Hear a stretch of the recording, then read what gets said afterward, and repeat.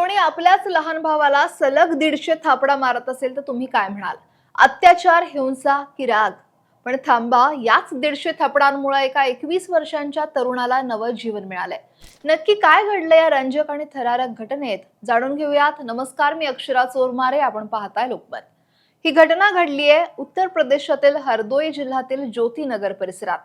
21 वर्षांचा तरुण अरुण हा आपल्या शेताला पाणी देण्यासाठी गेलेला. शेतात काम करत असताना त्यानं जशी गवताची पेंडी उचलली, तसं गवतातून लपून बसलेल्या एका अत्यंत विषारी सापानं त्याला दंश केला. साप चावल्याचं समजताच अरुण मोठ्यानं किंचाळला. त्याचा टाहो ऐकून मोठा भाऊ आकाश तातडीनं पळत आला. अरुणची अवस्था बिघडत चाललेली, विष शरीरात वेगानं पसरत होतं. आकाशनं त्याला कसंबसं रस्त्यापर्यंत आणलं आणि रुग्णवाहिकेला फोन केला. अरुणचा श्वास मंदावत होता, प्रकृती क्षणोक्षणी खालावत होती. त्याच वेळी तिथून मेडिकल स्टोअर चालवणारे शिवन शर्मा हे आपल्या दुचाकीवरून जात होते. घटनेचं गांभीर्य ओळखून शिवम यांनी अजिबात वेळ न घालवता दोनही भावांना आपल्या गाडीवर तातडीनं बसवलं आणि थेट सरकारी रुग्णालयात नेलं. रुग्णालयातील आपत्कालीन विभागाचे डॉक्टर शेर सिंग आणि त्यांच्या 5 सदस्यांच्या वैद्यकीय पथकानं तातडीनं उपचार सुरू केले. पण उपचारादरम्यान डॉक्टरांनी कुटुंबाला एक अत्यंत महत्त्वाचा आणि धोक्याचा इशारा दिला.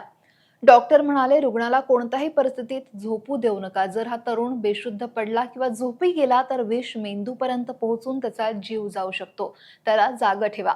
डॉक्टरांचा हा इशारा ऐकून मोठा भाऊ आकाश कमालीचा सतर्क झाला. सापाच्या विषामुळे अरुणचे डोळे वारंवार हे मिटत होते. त्याला गाढ झोप येत होती.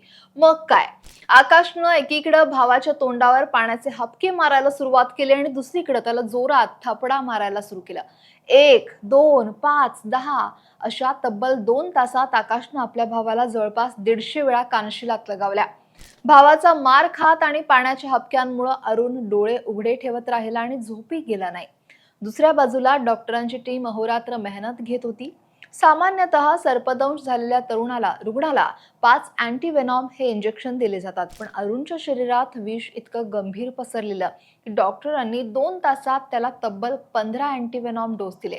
अँटीव्हेनॉम हे सर्पदंश झाल्यावर शरीरातील विषाचा प्रभाव नष्ट करण्यासाठी एक विषकारक विरोधी औषध दिलं जातं. मोठ्या भावाच्या 150 थपडा, डॉक्टरांची तडफदार मेहनत आणि मेडिकल चालक शिवम शर्मा यांचं सहकार्य, या सगळ्या एकत्रित प्रयत्नांमुळे अरुण अखेर मृत्यूच्या दाढेतून सुरक्षित बाहेर पडला. डॉक्टरांनीही मान्य केलं की जर भावानं त्याला थपडा मारून जागं ठेवलं नसतं तर अरुणला वाचवणं कठीण होतं. मोठ्या भावानं प्रसंगावधान दाखवत मारलेल्या त्या 150 थपडा आज अरुणसाठी जीवनदायिनी ठरल्यात. सध्या अरुणची प्रकृती स्थिर आहे, तो धोक्याबाहेर आहे. या प्रसंगावधानाबद्दल आणि भावाच्या हटके कल्पनेबद्दल तुम्हाला काय वाटतंय? कमेंट नक्की करा आणि लोकमत सबस्क्राईब करायला विसरू नका.